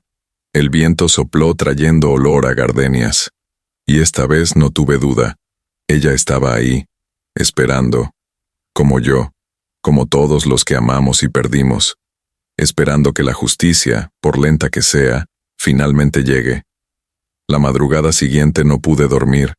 Sabía que ese día cambiaría todo. Don Joaquín había coordinado todo con el fiscal, con la policía, con un juez que revisó la evidencia y quedó tan indignado que personalmente autorizó las órdenes. Es raro, me había dicho don Joaquín la noche anterior. Es raro que un juez se involucre tanto, pero cuando leyó su caso, cuando vio las grabaciones, me dijo, este tipo de maldad no puede quedar impune. Vamos a hacer justicia aunque sea lo último que haga. Y ahora sentado en mi colchón mientras el sol comenzaba a salir sobre Guadalajara, me preguntaba si esto era real, si de verdad iba a terminar, si de verdad los malos iban a perder por una vez en la vida. O si era solo otro sueño cruel de un viejo que ya no sabía distinguir entre esperanza y alucinación. A las 9 de la mañana escuché el timbre. Voces. Pasos pesados. ¿Policía? Escuché gritar a Camila con pánico. ¿Qué quieren? Orden de cateo y arresto, respondió una voz firme, profesional. Buscamos a Andrés Salgado y Camila Fuentes. Mi corazón se detuvo. Estaba pasando. De verdad estaba pasando. Me arrastré hasta la ventana y vi 3 patrullas en la calle. Vecinos asomándose. Beto en su ventana con los pulgares arriba y sonrisa enorme. «Arriba, don Manuel», gritó sin importarle quién lo escuchara. Ya llegó la justicia. Bajé las escaleras temblando. Cada escalón era una victoria. Cada paso era renacer. Cuando llegué a la sala vi a Andrés esposado, pálido como fantasma. Camila lloraba, pero no eran lágrimas de tristeza, eran lágrimas de rabia de quien sabe que perdió. Y en medio de todo estaba don Joaquín con traje y corbata, oficial, imponente, sosteniendo esa carpeta que contenía la verdad. Don Manuel Salgado, dijo el oficial al mando, un hombre de unos 40 años con cara de quien ha visto demasiada maldad. ¿Es usted? Sí. Respondí con voz que salió más fuerte de lo que esperaba. Soy yo. El oficial me miró con respeto. Señor, lamento mucho lo que le hicieron, pero quiero que sepa que hoy se hace justicia. Estos individuos van a responder por sus crímenes. Miré a Andrés. Él me miraba con ojos que pedían. ¿Qué? ¿Perdón? Lástima. Salvación. Papá, susurró con voz quebrada. Papá, por favor, diles que todo es un malentendido. Diles que... ¿Qué, hijo? Lo interrumpí. Y cada palabra salía de un lugar tan profundo que no sabía que existía. ¿Que me drogaste? ¿Que me robaste? ¿Que me trataste peor que a un animal? ¿Que vendiste la casa que yo construí mientras me dejabas morir de hambre arriba? ¿Eso es lo que quieres que les diga? Silencio. Un silencio tan pesado que podía sentirse en el aire. Andrés bajó la cabeza. Y en ese momento supe que una parte de mí acababa de morir. La parte que todavía creía que mi hijo podía ser salvado. Esa parte desapareció como humo. Lo que quedó fue solo tristeza y libertad. Porque finalmente, después de meses de infierno, era libre. Hay traiciones que se pagan en cárceles de concreto, y hay traiciones que se pagan en cárceles del alma que duran toda la vida. Se llevaron a Andrés y Camila esposados mientras los vecinos miraban desde sus ventanas, algunos con lástima, otros con satisfacción de quien siempre supo que algo malo pasaba en esa casa, pero nunca se atrevió a preguntar. Camila gritaba todo el camino hasta la patrulla. «Esto es culpa tuya, Viejo miserable. Me escupía con odio puro. Arruinaste todo. Todo. Un oficial tuvo que callarla. Andrés iba en silencio, con la cabeza agachada, como niño castigado que sabe que no hay excusa que valga. Lo último que vi antes de que cerraran la puerta de la patrulla fueron sus ojos buscando los míos. Y en esos ojos vi algo que me partió el alma. Miedo. Mi hijo tenía miedo. El mismo miedo que yo había tenido durante meses durmiendo en esa azotea sin saber si vería el amanecer. Y parte de mí, esa parte de padre que nunca muere completamente, sintió dolor por él. Pero solo fue un momento breve, porque el resto de mí recordaba cada humillación, cada noche con hambre, cada insulto, cada segundo en que me trataron menos que humano. La casa quedó en silencio cuando se fueron. Un silencio diferente al que había vivido estos meses. Este era silencio de victoria, de justicia, de respirar sin miedo. Don Joaquín puso su mano en mi hombro. Lo hizo, don Manuel, dijo con voz emocionada. Lo hizo, peleó y ganó. Me derrumbé. Ahí mismo, en la sala de mi casa que por fin volvía a ser mía, me derrumbé llorando como no había llorado ni cuando enterré a Teresa. Lloraba de alivio, de dolor, de rabia, de tristeza, de todo junto. Don Joaquín me abrazó y me dejó llorar. No dijo nada, solo me sostuvo como sostiene un hijo a su padre, como Andrés nunca me sostuvo, como mi sangre nunca me sostuvo. Pero este extraño, este hombre que apenas conocía, me sostuvo cuando más lo necesitaba. Y eso significaba más que cualquier lazo de sangre. Los días siguientes fueron un torbellino de trámites legales, fiscales, abogados, jueces. Todo el sistema moviéndose para deshacer el daño que me habían hecho. Don Joaquín manejaba todo con eficiencia de cirujano. La casa vuelve a su nombre, me explicaba leyendo documentos. El dinero de la venta falsa será recuperado. Su pensión será redirigida a su cuenta. Y ellos van a enfrentar entre 5 y 10 años de prisión cada uno. 5 a 10 años. Mi hijo iba a pasar los mejores años de su vida en una celda. Y yo, que debería sentir satisfacción, solo sentía vacío. Un vacío enorme que ninguna justicia podía llenar. Porque recuperé mi casa, pero perdí mi familia. Gané la batalla, pero la guerra me dejó sin nada que realmente importara. Sin Teresa. Sin el hijo que creí tener. Sin la ilusión de que la sangre significa algo más que células compartidas. Una semana después del arresto, recibí una carta. De la cárcel. De Andrés. La sostuve en mis manos temblando. Don Joaquín estaba conmigo. Beto también. Los dos me miraban esperando mi reacción. ¿La abro? Pregunté sin saber si quería escuchar lo que fuera que mi hijo tuviera que decir. Es su decisión, respondió don Joaquín con cuidado. Nadie lo va a juzgar si la tira sin leerla. Nadie. Pero la curiosidad, o quizás esa última chispa de esperanza que los padres nunca pueden apagar completamente, me hizo abrirla. La letra de Andrés llenaba 2 páginas. Letra temblorosa. Manchas que parecían lágrimas. Papá, comenzaba. No hay palabras para lo que te hice. No hay excusas. No hay justificación. Solo hay un hombre roto escribiendo desde una celda que se ganó con cada acción miserable que cometió contra el hombre que le dio la vida. Seguí leyendo con ojos que se llenaban de lágrimas contra mi voluntad. Camila me dejó, continuaba la carta. El mismo día que nos arrestaron me dijo que todo era mi culpa, que ella solo seguía mis órdenes, que yo era el débil. Y tiene razón, papá, soy débil, siempre lo fui, mamá lo sabía. Por eso te hizo prometerle que me cuidarías. Pero no puedo culpar a Camila de todo. No puedo culpar a nadie más que a mí mismo. Yo tomé las decisiones. Yo firmé los papeles. Yo te traté como basura. Yo vendí mi alma y mi honor por dinero que ni siquiera necesitaba. Solo porque podía. Solo porque ella me convenció de que tú no merecías lo que habías construido. Y yo, como el cobarde que soy, le creí. Mis manos temblaban tanto que apenas podía sostener la carta. Beto me alcanzó un vaso de agua. Lo tomé sin dejar de leer. Aquí en la cárcel he tenido tiempo de pensar. Seguía la carta. Tiempo de recordar. Recuerdo cuando era niño y me caí de la bicicleta. Me rompí el brazo. Tú me cargaste 3 kilómetros hasta el hospital porque no teníamos carro. Llorabas más que yo. Recuerdo cuando me gradué y me abrazaste tan fuerte que no podía respirar. Recuerdo cuando mamá murió y me dijiste, hijo, ahora somos todo lo que nos queda. Y eso es suficiente.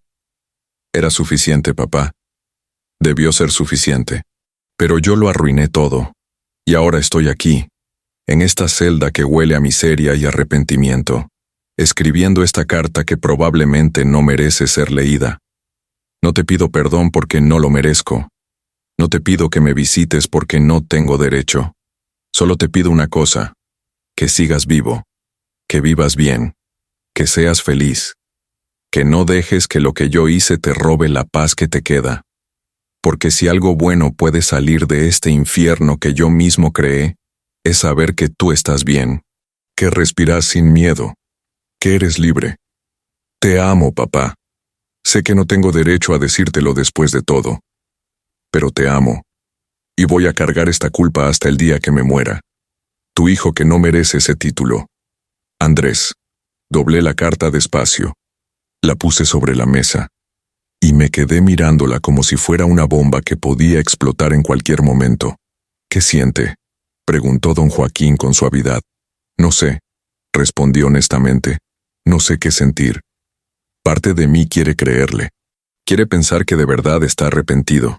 Pero otra parte, la parte que recuerda cada noche con hambre, cada insulto, cada humillación, esa parte me dice que las palabras son baratas, que el arrepentimiento real se demuestra con acciones, no con cartas escritas desde una celda cuando ya no hay opción.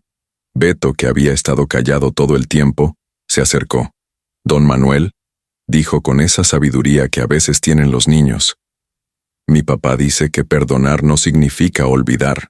Significa que ya no dejas que lo que pasó te siga haciendo daño. Usted puede perdonarlo si quiere, pero no tiene que dejarlo volver a su vida. El perdón es para usted, no para él. Tenía razón. Este niño de 10 años tenía más sabiduría que yo con 68. Guardé la carta en un cajón. No la tiré, pero tampoco la contesté. No todavía. Quizás algún día. Quizás cuando el dolor fuera menos agudo. Quizás cuando pudiera recordar al niño que Andrés fue sin ver superpuesto al monstruo en que se convirtió. Pero ese día no era hoy. Hoy solo quería respirar. Quería caminar por mi casa sin miedo. Quería dormir en una cama de verdad, en un cuarto de verdad, sin sentirme prisionero. Quería vivir. Simplemente vivir. Porque por primera vez en meses, podía. Por primera vez en mucho tiempo, yo, don Manuel Salgado, era libre. Y esa libertad, comprada con lágrimas y documentada con evidencia, era más dulce que cualquier venganza. Más dulce incluso que el perdón. Era justicia. Pura y simple. Y por ahora, era suficiente. Esa noche, por primera vez desde que llegué a esta casa como prisionero, bajé a la cocina a medianoche sin miedo. Abrí el refrigerador que ahora era mío de nuevo. Saqué todo lo que encontré. Jamón, queso, tomate, aguacate, y me hice la torta más grande de mi vida. Me senté en mi mesa, la mesa que yo construí, en mi silla, en mi cocina, en mi casa, y comí despacio, saboreando cada bocado, sintiendo como cada mordida era un acto de reclamación. Esto es mío. Yo lo construí, yo lo gané, y nadie, nunca más, me lo va a quitar. Cuando terminé, lavé mi plato. Apagué la luz. Subí a mi cuarto, no al de la azotea, al cuarto principal, a la cama que alguna vez compartí con Teresa. Me acosté entre sábanas limpias que olían a lavanda. Cerré los ojos, y por primera vez en meses, dormí en paz, sin pesadillas, sin miedo, sin nada más que el silencio bendito de un hombre que sobrevivió al infierno y vivió para contarlo. La justicia de los hombres se firma con papeles, pero la justicia del alma se sella con perdón que cuesta sangre del corazón. 3 meses después del arresto llegó el día del juicio. Don Joaquín me preparó durante semanas. Va a ser duro, me advirtió. Va a tener que testificar. Va a tener que contar todo frente a un juez. Frente a Andrés, frente a todos. ¿Está listo? No estaba listo. No sé si alguien puede estar listo para pararse frente a su hijo y exponer cada herida que te causó. Pero no tenía opción. La justicia requería mi voz. Y después de meses de silencio forzado, mi voz iba a tronar como trueno. La noche antes del juicio no pude dormir. Me la pasé caminando por la casa, tocando las paredes, recordando. Esta pared la levanté yo. Esta ventana la instalé yo. Este piso lo puse yo. Cada centímetro de esta casa tenía mi sudor. Y casi la pierdo por confiar en la persona equivocada, por creer que la sangre era más fuerte que la codicia. Qué ingenuo fui. Qué estúpido. El día del juicio amaneció gris. Guadalajara estaba cubierta de nubes que amenazaban lluvia, pero no caía ni una gota, como si el cielo mismo estuviera conteniendo el aliento. Don Joaquín pasó por mí temprano. Beto vino también, vestido con ropa que claramente era para ocasiones especiales, con el pelo peinado con gel y cara seria. Voy a estar ahí, me dijo con determinación, para que sepa que no está solo. En el juzgado había más gente de la que esperaba, vecinos, gente de mi antiguo trabajo. El fiscal, un hombre joven con fuego en los ojos, y al fondo, separados por guardias, Andrés y Camila. Él vestido con el uniforme naranja de reos. Ella maquillada como si fuera una fiesta, como si esto fuera teatro y no el final de sus vidas como las conocían.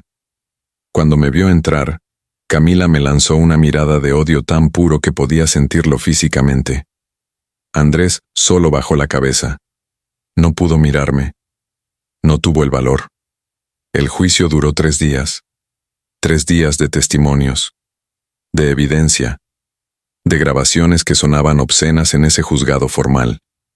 Mi voz rogando por comida, la risa de Camila, las amenazas de Andrés, todo expuesto bajo luces fluorescentes frente a un juez que cada vez se veía más indignado.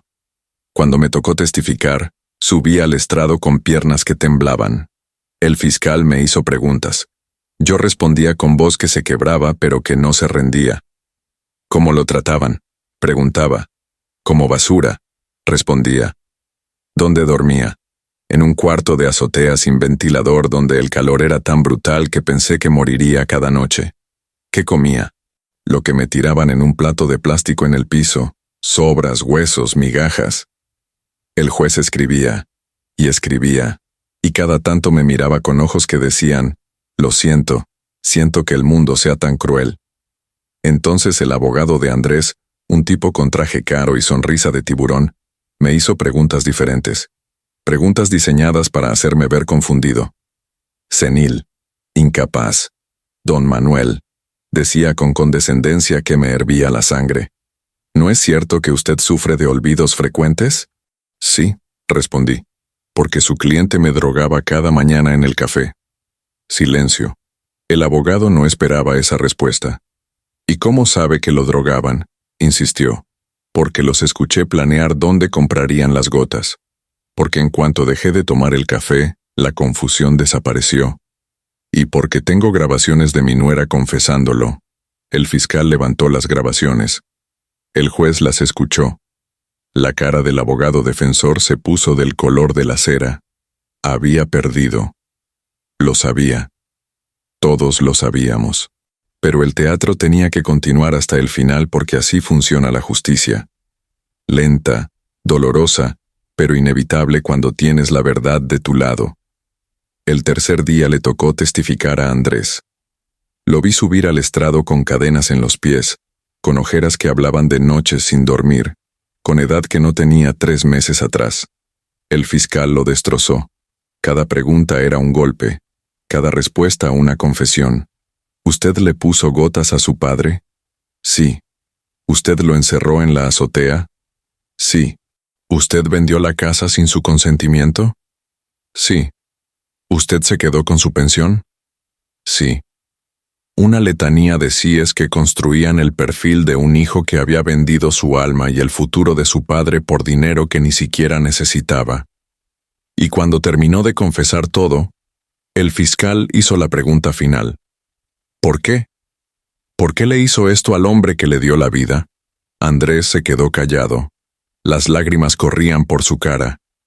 Y finalmente, con voz rota, respondió, porque soy un cobarde, porque mi esposa me convenció de que él no merecía lo que tenía, y porque en algún momento dejé de ver a mi padre, y solo vi un obstáculo para la vida que yo quería.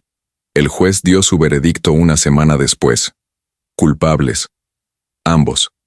Andrés. 8 años de prisión por fraude, abuso de adulto mayor, falsificación de documentos. Camila. 10 años por los mismos cargos más intento de asesinato por las gotas que casi me matan. Cuando el mazo cayó sellando su destino, Camila gritó. Andrés solo lloró en silencio. Y yo, sentado en la primera fila con don Joaquín de un lado y Beto del otro, sentí nada. Vacío. No triunfo. No satisfacción. Solo cansancio profundo de quien peleó una guerra que nunca quiso pelear y ganó una victoria que no trae alegría. Solo cierre. Solo la certeza de que esto se acabó. De que puedo pasar la página. De que puedo empezar a vivir lo que me queda sin mirar atrás cada 5 minutos esperando el siguiente golpe. Pero antes de irnos, antes de que se llevaran a Andrés de vuelta a su celda, pasó algo que no esperaba. Me buscó con la mirada. Y en sus ojos vi algo que me rompió lo que quedaba de mi corazón. Súplica. ¿Súplica de qué? No lo sé. ¿De perdón? ¿De comprensión? ¿De que le dijera que todavía era mi hijo? Me levanté. Don Joaquín me miró preocupado. Don Manuel, no tiene que. Sí tengo que. Lo interrumpí. Me acerqué a donde los guardias sostenían a Andrés. Nos quedamos ahí padre e hijo, separados por cadenas y decisiones, mirándonos por primera vez en meses sin máscaras, sin mentiras, sin nada más que la verdad desnuda de lo que éramos. 2 hombres rotos por elecciones que no se pueden deshacer. Hijo, dije, y la palabra salió con más dificultad de la que imaginé. Te perdono. Andrés sollozó. No me... comenzó, pero lo detuve. Te perdono, repetí con firmeza. No porque lo merezcas. No porque lo que hiciste esté bien. Te perdono porque yo necesito paz. Porque tu madre me está viendo desde donde esté, y necesita saber que yo no voy a cargar este odio hasta la tumba. Te perdono. Pero entiende esto, perdonar no significa olvidar. No significa que vamos a ser familia de nuevo. Significa que te suelto, que dejo ir la rabia, que te entrego a Dios y a la vida para que te enseñen lo que yo no pude enseñarte, que ser hombre no es tener poder sobre otros, es tener poder sobre ti mismo, que ser hijo no es recibir, es honrar, que la familia no es sangre, es compromiso. Aprende eso en estos 8 años, y cuando salgas, si sales siendo mejor hombre del que entraste, quizás podamos hablar, pero no antes. Me di la vuelta y caminé hacia la salida sin mirar atrás. Escuché a Andrés gritar, «Te amo, papá». No respondí. No porque no lo amara. Parte de mí siempre lo va a amar con ese amor incondicional e irracional que los padres no pueden apagar ni cuando quisieran. Pero el amor no basta. El amor sin respeto es veneno. El amor sin honor es esclavitud. Y yo acababa de romper esas cadenas. Afuera del juzgado el sol finalmente había salido. Guadalajara brillaba como si el mundo hubiera sido lavado limpio. Beto corrió y me abrazó. Lo hizo, don Manuel, decía saltando. Lo hizo. Don Joaquín me dio la mano. Es usted un hombre valiente, dijo con respeto, más valiente de lo que la mayoría podría ser. Y yo, don Manuel Salgado, constructor de casas y padre de hijos perdidos, respiré hondo sintiendo cómo el peso que había cargado durante meses finalmente se levantaba de mis hombros. No era el final feliz de las películas. Era algo mejor. Era real. Era justicia mezclada con misericordia. Era la vida como realmente es, complicada, dolorosa, Pero al final, si peleas lo suficiente, justa. La libertad no es solo poder caminar sin cadenas, es poder despertar sin miedo de lo que el día va a traer. 6 meses después del juicio, mi vida era irreconocible de la mejor manera posible. La casa ya no era museo de dolor, sino hogar de nuevo. Contraté a alguien para pintar las paredes. Compré muebles nuevos, pero mantuve algunos de los viejos, los que Teresa había escogido, porque aunque Andrés trató de borrar su memoria, yo la rescaté de cada rincón. Su foto volvió a la pared de la sala. Sus gardenias florecieron en el jardín, como si supieran que ya podían crecer sin miedo. El cuarto de la azotea lo convertí en estudio, lleno de luz, con ventiladores, con dignidad. A veces subo ahí no por obligación, sino por elección. Me siento en la ventana que ahora tiene vidrio, y miro Guadalajara recordando los días oscuros para agradecer los días de luz que vinieron después. Don Joaquín se convirtió en mi amigo más cercano. Cenamos juntos los viernes. Jugamos dominó en el parque los domingos. Me consiguió trabajo de consultor en una constructora. Su experiencia vale oro, me dijo el dueño. Hombres como usted que saben construir de verdad ya casi no existen. Cobro bien. Trabajo poco. A mi edad no necesito demostrar nada a nadie. Solo quiero vivir tranquilo sabiendo que gané mi pan honestamente. Y cada quincena, cuando recibo mi cheque, una parte va a una cuenta especial. Una cuenta que algún día, si Andrés sale de prisión siendo el hombre que espero que sea, estará ahí esperándolo. No es perdón barato. Es esperanza cara. Esperanza de que la sangre de mi sangre encuentre su camino de regreso a la luz. Beto creció. Ya tiene 11 años y está más alto. Sigue viniendo cada tarde después de la escuela. Hacemos la tarea juntos. Yo lo ayudo con matemáticas. Él me enseña tecnología que a mi edad se me resiste. Don Manuel, me dice riendo cuando me ve peleando con el celular. Es fácil. Mire. Y tiene la paciencia que solo tienen los niños buenos con los viejos tercos. Me adoptó como abuelo. Yo lo adopté como nieto. Y aunque no compartimos sangre, compartimos algo más importante: respeto, lealtad, amor que no pide nada a cambio. Su padre me dice que las notas mejoraron desde que empezó a venir. Usted es buena influencia, me agradece. Le está enseñando cosas que yo no puedo. No estoy enseñando nada, respondo honestamente. Solo estoy disfrutando su compañía, pero sé que no es cierto. Le estoy enseñando lo que aprendí del modo más duro, que el carácter importa más que la sangre, que la dignidad no se vende, que levantarse después de caer es lo que define a un hombre de verdad. Una tarde de octubre, el día exactamente 1 año después de llegar a esta casa como prisionero, recibí otra carta de Andrés. Esta vez no temblé al abrirla. La leí con calma, con distancia, como quien lee noticias de un país lejano. Papá, decía, cumplo 1 año aquí. Ha sido el año más duro de mi vida, pero también el más necesario. Estoy en terapia, trabajo en la biblioteca, leo mucho, pienso mucho. Y cada día que pasa entiendo mejor la magnitud de lo que te hice. No espero que me visites, no espero que me escribas. Solo quiero que sepas que el hombre que te hirió está muriendo aquí adentro. Lento, doloroso. Y en su lugar está naciendo alguien que quizás algún día merezca llevar tu apellido de nuevo.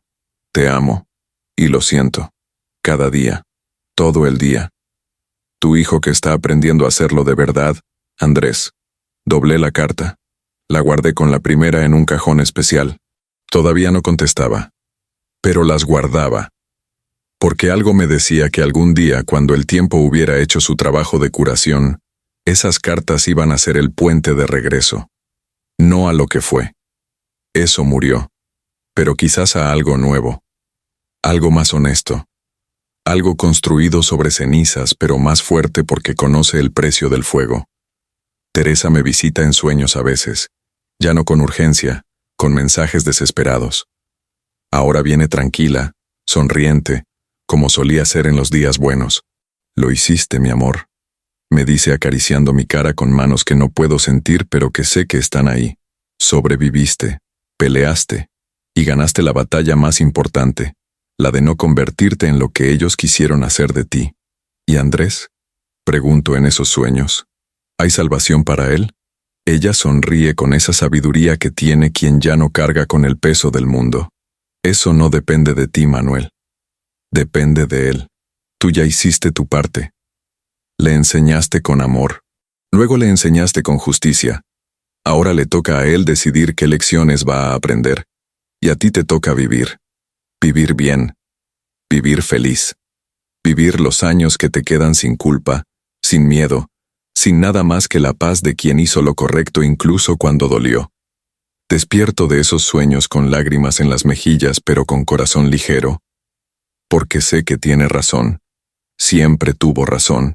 Mi sabia Teresa que me cuidaba en vida y me sigue cuidando desde donde quiera que estén los que amamos y perdimos.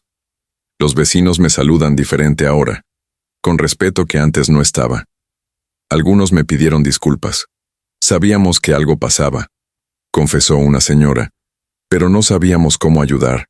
Perdónenos. No hay nada que perdonar. Respondí con honestidad. El mal prospera cuando los buenos se quedan callados, pero ustedes no sabían. Y ahora que saben, todos somos más sabios.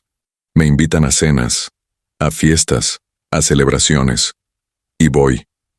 Porque la vida sigue. Porque los días que me quedan son regalos que no voy a desperdiciar encerrado en mi dolor. Río. Bailo aunque mal. Como bien. Duermo mejor.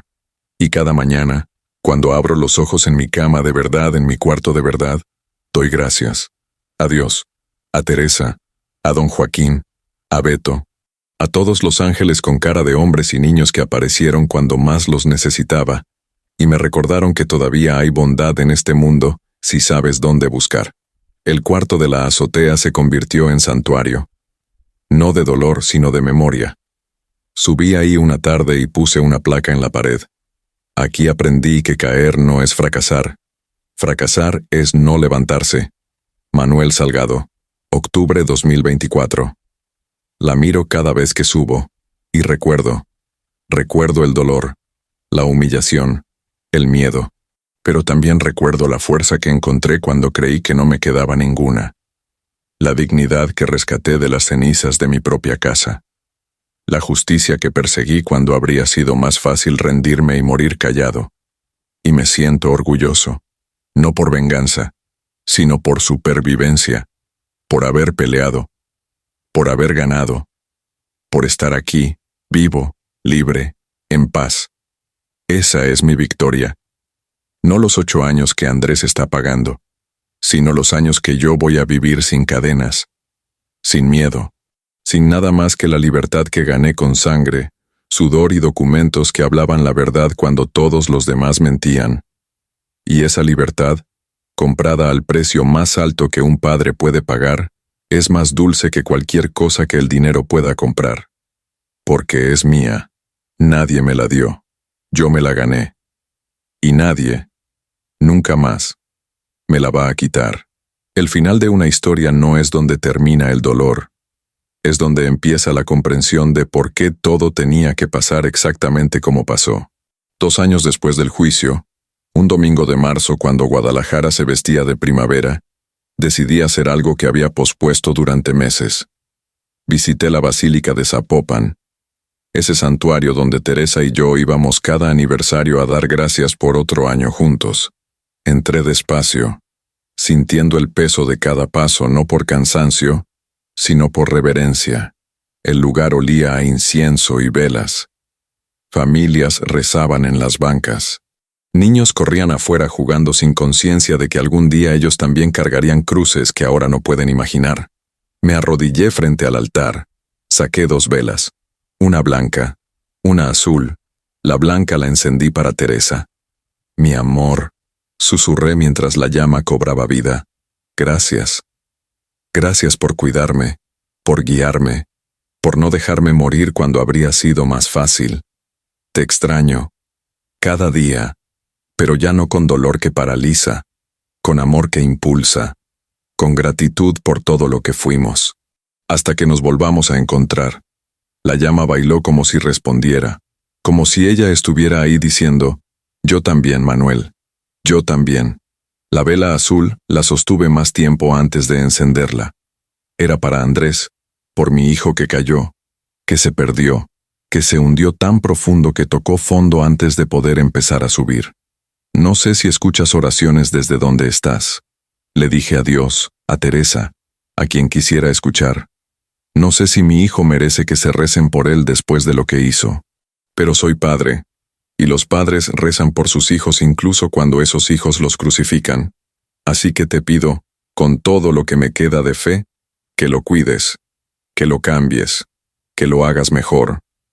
No por él, sino por Teresa, que lo amó tanto que su último pensamiento fue pedirme que lo protegiera. No pude protegerlo de sí mismo, pero quizás tú puedas. Quizás estos años de prisión sean el fuego que derrita lo malo y deje salir lo bueno que sé que está enterrado en algún lugar de su alma. Encendí la vela. La puse junto a la de Teresa. 2 luces. Una por la que se fue, otra por el que se perdió. Y en medio de las dos, yo. Un viejo de 70 años que sobrevivió a lo imposible y vivió para encender velas en lugar de incendiar el mundo con su rabia. Salí de la basílica sintiendo algo extraño. Cierre. Cierre de verdad. No el cierre falso de los juicios y los veredictos. El cierre profundo que viene cuando finalmente entiendes que todo lo que pasó, por doloroso que fuera, era parte de un camino que tenías que recorrer, que el dolor te enseñó cosas que la paz nunca te habría enseñado, que caer te mostró músculos que no sabías que tenías, que sobrevivir te convirtió en alguien más fuerte, más sabio, más completo que el hombre que eras antes de que el fuego comenzara. Me senté en una banca del atrio viendo a las familias pasar, padres con hijos, abuelos con nietos, y me pregunté qué secretos cargaba cada uno, qué dolores se escondían detrás de esas sonrisas de domingo, y sentí compasión. Compasión profunda por todos nosotros que caminamos por este mundo, tratando de hacer lo mejor que podemos con las herramientas rotas que nos dieron. Mi teléfono sonó. Era don Joaquín. Don Manuel, dijo con urgencia. ¿Dónde está? En Zapopan, respondí, en la basílica. Quédese ahí, ordenó. Voy para allá. Tengo noticias. 20 minutos después llegó con Beto. Los dos venían agitados. ¿Qué pasó? Pregunté con corazón que empezaba a acelerarse. Andrés, dijo don Joaquín sin rodeos, salió libre. El mundo se detuvo. ¿Qué? ¿Cómo? Le quedaban 6 años. Buena conducta, explicó. Trabajo ejemplar en la prisión. Además completó una carrera técnica y demostró rehabilitación genuina. El juez revisó su caso y aprobó su liberación anticipada. Salió esta mañana. Me senté porque las piernas no me sostenían. Andrés estaba libre, caminando por las mismas calles que yo, respirando el mismo aire, y yo no sabía qué sentir. Miedo de que viniera a buscarme. Esperanza de que lo hiciera. Rabia porque 2 años no parecían suficientes. Alivio de que quizás, finalmente, podíamos empezar a sanar. Hay algo más, agregó don Joaquín sacando un sobre. Me lo pidió que le entregara. Lo escribió anoche antes de salir. Tomé el sobre con manos que temblaban. Lo abrí. Adentro había una carta corta, letra firme, sin manchas de lágrimas esta vez. Papá, soy libre, pero no voy a buscarte, no porque no quiera, sino porque entiendo que ganarse el derecho a verte de nuevo no se hace con cartas, se hace con acciones. Voy a trabajar, voy a vivir honestamente, voy a probar con cada día que respire que el hombre que te lastimó murió en esa celda. Y si algún día, cuando te sientas listo, quieres verme, voy a estar aquí, esperando, no exigiendo, no demandando, solo esperando que me des la oportunidad de mostrarte que tu hijo finalmente aprendió lo que significa honrar a su padre. Te amo, y esta vez ese amor no viene con agenda, viene con responsabilidad, con compromiso, con el entendimiento de que amarte significa dejarte en paz si eso es lo que necesitas. Andrés, doblé la carta sintiendo cómo algo se rompía en mi pecho. Pero no era dolor, era algo diferente, algo parecido a esperanza. ¿Qué va a hacer?, preguntó Beto con preocupación. ¿Va a hablar con él? Miré al niño que se había convertido en mi nieto del corazón. Miré a don Joaquín que se había convertido en el hermano que nunca tuve. Y supe la respuesta. No todavía, dije con calma. No porque no lo perdone. Ya lo perdoné. Pero el perdón no significa reconciliación instantánea. Significa que ya no cargo el odio. Y la reconciliación, eso se gana con tiempo, con prueba, con demostración de que el cambio es real y no solo palabras bonitas escritas desde la desesperación. Don Joaquín asintió. Es sabio, dijo, muy sabio. No soy sabio, confesé honestamente. Solo soy cansado de guerra. Y si Andrés de verdad cambió, habrá tiempo para reconstruir. Y si no cambió, habrá tiempo para despedirme definitivamente. Pero ahora, en este momento, lo que necesito es paz. Y la paz no viene de correr hacia los problemas. Viene de caminar despacio hacia la sanación. Nos quedamos ahí sentados los tres, viendo el atardecer pintar la basílica de naranja y dorado. Y en ese momento, rodeado de la familia que elegí en lugar de la que me eligió a mí por accidente de nacimiento, sentí algo que no había sentido en años. Plenitud. No la plenitud falsa de las películas donde todo se arregla con un abrazo y música de violines. La plenitud real, complicada, imperfecta pero genuina de quien sobrevivió al infierno y encontró cielo en los lugares menos esperados. En un niño con zapatos rotos, en un abogado que pagó una deuda de honor, en un viejo que aprendió que perder todo a veces es la única manera de encontrar lo que realmente importa. Y cuando el sol finalmente se escondió detrás de las montañas, dejando a Guadalajara bañada en ese azul profundo del crepúsculo, respiré hondo y dije algo que no sabía que necesitaba decir. Gracias. A Dios. A la vida. A Teresa que me guió desde el otro lado. A todos los que me ayudaron. Y hasta a Andrés, porque su traición, por dolorosa que fuera, me obligó a encontrar una fuerza que no sabía que tenía. A pelear batallas que no quería pelear, a convertirme en alguien más fuerte que el hombre que fui. Y eso, por raro que suene, era un regalo. Un regalo envuelto en espinas, pero regalo al fin. Los días siguientes fueron extrañamente normales. Trabajé, cené con don Joaquín, ayudé a Beto con su tarea, cuidé el jardín, regué las gardenias de Teresa, y no busqué a Andrés. Él tampoco me buscó. Mantuvo su palabra. Y esa distancia, ese respeto por mi espacio, me dijo más sobre su cambio que 1000 cartas podrían decir. Pasaron semanas, luego meses. Y una tarde, 6 meses después de su liberación, estaba yo en el jardín podando el rosal blanco cuando escuché un ruido detrás de mí. Me di la vuelta, y ahí estaba él, mi hijo, pero diferente, más delgado, con canas que no tenía, con ojos que habían visto el fondo del pozo y habían subido de vuelta. «Hola, papá», dijo con voz suave, sin acercarse, respetando el espacio entre nosotros como si fuera sagrado. «Hola, hijo», respondí, y fue la primera vez en años que esa palabra no me dolía al pronunciarla.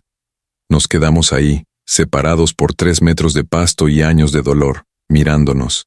Y en ese silencio, en esa distancia, había algo nuevo. Algo frágil pero real, algo que quizás con tiempo y trabajo podría convertirse en algo parecido al perdón que conduce a la paz.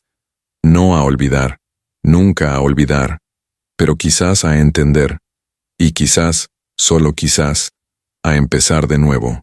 El amor de un padre no termina cuando el hijo cae, solo cambia de forma, se convierte en oración, en esperanza distante, en vela encendida en basílica pidiendo por quien ya no puede caminar junto a ti, pero que llevas en el corazón de todas formas. Porque ser padre no es criar hijos perfectos, es amar hijos rotos, es mantener la puerta entreabierta incluso después de que la cierran en tu cara. Es entender que a veces la mejor manera de amar es desde lejos. Es saber que el perdón no es debilidad, sino la fortaleza más grande que un ser humano puede tener. Yo soy don Manuel Salgado. Sobreviví a mi propio hijo, y vivo para contarlo no por venganza sino por testimonio, para que otros que sufren lo que yo sufrí, sepan que hay salida, que hay justicia, que hay vida después del infierno, y que los ángeles a veces caen. Pero la gracia de Dios es que incluso los caídos pueden aprender a volar de nuevo. Si quieren, si pelean, si se levantan. Y yo hasta mi último aliento voy a estar aquí, no esperando, pero tampoco cerrando la puerta completamente, porque eso es lo que hacen los padres. Aman incluso cuando duele, perdonan incluso cuando cuesta, y viven, simplemente viven, con dignidad, con fuerza, con esperanza, hasta el final. Si esta historia te tocó el corazón, si alguna vez sentiste que la familia te traicionó, si sobreviviste a lo imposible y sigues de pie, déjame un comentario. Comparte tu historia, porque todos llevamos cicatrices. Y compartirlas nos hace menos solos. Suscríbete a este canal donde contamos historias reales de personas reales que pelearon batallas invisibles y ganaron. Y recuerda, no importa cuán oscura sea la noche, el amanecer siempre llega. Siempre. Para los que se niegan a rendirse.